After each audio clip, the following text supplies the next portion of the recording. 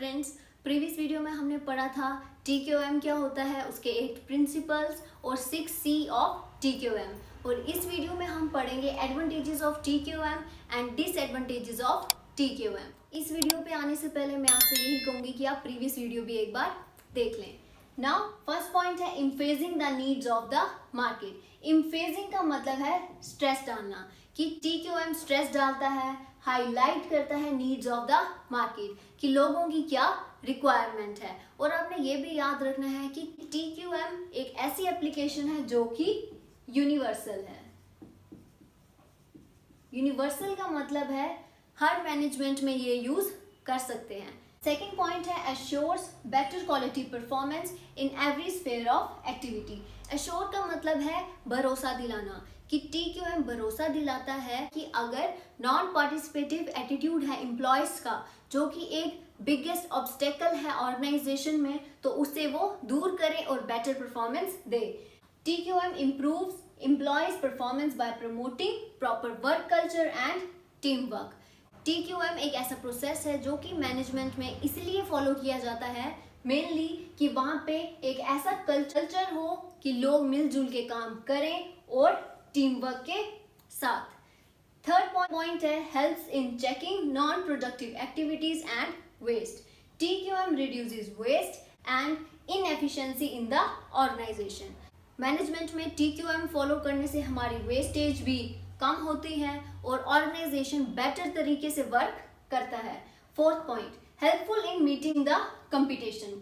TQM helps in understanding the customer as well as the market. Customer की क्या need है, market में जो सप्लायर्स हैं जो हमारा प्रोडक्ट खरीद के आगे बेचते हैं, उनकी क्या एक्सपेक्टेशंस, उनकी क्या रिक्वायरमेंट्स हैं, वो भी हमें किससे पता चलेगा, जब हम TQM का प्रोसेस फॉलो करेंगे।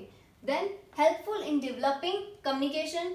TQM binds together members of various sections और डिपार्टमेंट्स। अब जैसे कि मैंने आपको पहले बताया था कि डिपार्टमेंट्स कौन से हो सकते हैं, मार्केटिंग डिपार्टमेंट हो सकता है, फाइनेंस डिपार्टमेंट, HR, IT, कोई भी सेक्शन हो, कोई भी डिपार्टमेंट हो, उसमें कम्युनिकेशन होना बहुत ज़रूरी है, चाहे फिर वो टॉप लेवल वालों के साथ हो, लो लेवल या मिडिल लेवल। और ये जो लेवल्स ऑफ मैनेजमेंट है ये मैं आपको प्रीवियस वीडियो में पढ़ा चुकी हूँ। Then continuous review of progress। TQM result in both tangible and intangible gains। tangible का मतलब है जो हम टच कर सके, जिन्हें हम देख सकें, और intangible होता है जो हमें नहीं दिखते। अब tangible में कौन से आते हैं, बेटर प्रोडक्ट क्वालिटी। प्रोडक्ट की अगर क्वालिटी अच्छी है तो वो हमें दिखेगी। इम्प्रूवमेंट इन प्रोडक्टिविटी, अगर हमारा सामान ज़्यादा बिक रहा है, इसका मतलब जब प्रोडक्शन हो रही होगी ज़्यादा तो वो भी हमें दिखेगी। Increased market share. Increased market share का मतलब है कि बाजार में, मार्केट में भी हिस्सेदारी हमारी बढ़ गई है, कि सप्लायर भी, रिटेलर्स ये हमारा प्रोडक्ट लेना चाहते हैं कि वो आगे बेच सकें। प्रॉफिटेबिलिटी, अगर बिजनेस को प्रॉफिट हो रहा है तो वो भी हमें दिखेगा ही, क्योंकि हमारे बिजनेस की ग्रोथ होती जाएगी।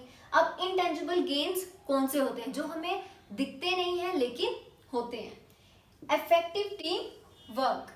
इफेक्टिव टीम वर्क अगर होगा तभी तो बिजनेस को फायदा होगा। लोग किस डेडिकेशन से काम कर रहे हैं हमारी ऑर्गेनाइजेशन के गोल को अचीव करने के लिए, वो भी हम देख नहीं सकते बट हम फील कर सकते हैं।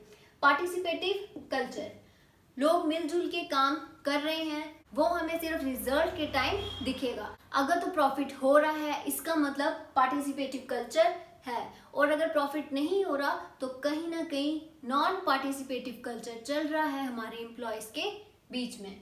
कस्टमर सेटिस्फेक्शन, कस्टमर सेटिस्फाई हो रहा है इसीलिए वो नेक्स्ट टाइम भी हमारा ही प्रोडक्ट लेगा, वो भी कहाँ पे आएगा, इंटेंजिबल गेन में। नाउ 7 पॉइंट है हमारा मोर फोकस ऑन कस्टमर। और कस्टमर की नीड्स पूरी होना, रिक्वायरमेंट्स पूरी होना और उसके बाद उसका सेटिस्फाई होना ही ऑर्गेनाइजेशन का एक सोल मोटिव है। Now disadvantages of TQM। First point है demands a change in culture. अब कल्चर में क्या क्या होगा, हर एक बिजनेस के सेट ऑफ रूल्स होते हैं, वैल्यूज होती हैं, गोल किस तरीके से अचीव करना है, इन सब चीज़ों को फॉलो किया जाता है। अगर इन्हीं में चेंज करने के लिए कहा जाए तो वो एक मुश्किल पार्ट होगा। Second point, demands planning time and resources. TQM system often takes years to implement. TQM एक ऐसा प्रोसेस है जिसे सालों साल लग जाते हैं सिर्फ ऑर्गेनाइजेशन में इम्प्लीमेंट करने के लिए, उसे अपने ऑर्गेनाइजेशन में लाने के लिए। और अगर लैक ऑफ प्लानिंग हो तो TQM का सिस्टम भी फेल हो सकता है। Expensive.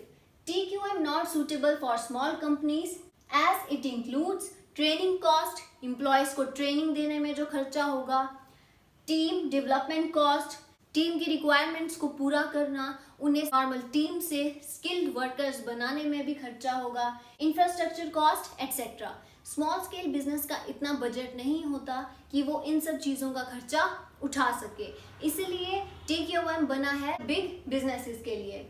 Take years to show result as it is a long term process. जैसे हमने अभी पढ़ा कि ये एक लॉन्ग टर्म प्रोसेस है और इसे सालों साल लग जाते हैं सिर्फ बिजनेस में इम्प्लीमेंट करने के लिए। So it needs patience, dedication etcetera. Patience, सब्र होना बहुत ज़रूरी है अगर आप एंड रिजल्ट को देखना चाहते हो। हर बड़ाहट में कोई भी चीज़ की जाए तो उसका रिजल्ट ज़ीरो ही होता है। देन डेडिकेशन, कोई भी काम करो उसमें डेडिकेशन होना भी ज़रूरी है। फिफ्थ पॉइंट है discourages creativity because have to follow procedure of TQM। क्योंकि TQM एक ऐसा प्रोसेस है जिसमें पूरा प्रोसीजर फॉलो करना पड़ता है, क्योंकि ये एक यूनिवर्सल एप्लीकेशन भी है जो कि हर मैनेजमेंट में यूज होती है। कॉम्प्लेक्स एंड टाइम कंज्यूमिंग, ये डिफिकल्ट है इसे समझना और इसे अपने मैनेजमेंट में लाना। और टाइम कंज्यूमिंग तो अभी हम स्टार्टिंग से पढ़ते आ ही रहे हैं कि इसमें ईयर्स लग जाते हैं सिर्फ इसे समझने में। स्टाफ में नीड ट्रेनिंग। TQM एक ऐसा प्रोसीजर है, एक ऐसा प्रोसेस है जिसे फॉलो करने के लिए नॉलेजेबल स्टाफ की ज़रूरत होती है। और नॉलेज उन्हें कैसे मिलेगी? अगर उन्हें ट्रेनिंग दी जाएगी, और अगर ट्रेनिंग दी जाएगी तो खर्चा भी होगा, इसलिए ये एक डिसएडवांटेज है ऑफ TQM का। Now benefits. अब हमने सारा TQM तो कवर कर लिया है, तो बेनिफिट्स हम खुद भी लिख सकते हैं। फॉर एग्जाम्पल, फर्स्ट है इम्प्रूव्स क्वालिटी, प्रोडक्ट की क्वालिटी भी इम्प्रूव होती है TQM से। Second point, team work. Third point, customer satisfaction. जो भी आपने अभी पढ़ा है आप उसमें से कोई भी पॉइंट्स लिख सकते हो, क्योंकि TQM अब तो आपको पूरा समझ आ ही गया होगा। Fourth point, market share. अगर TQM सही से फॉलो किया जाए तो मार्केट में भी हिस्सेदारी बढ़ जाती है। सप्लायर्स, रिटेलर्स भी हमारा प्रोडक्ट खरीदते हैं आगे कस्टमर को बेचने के लिए।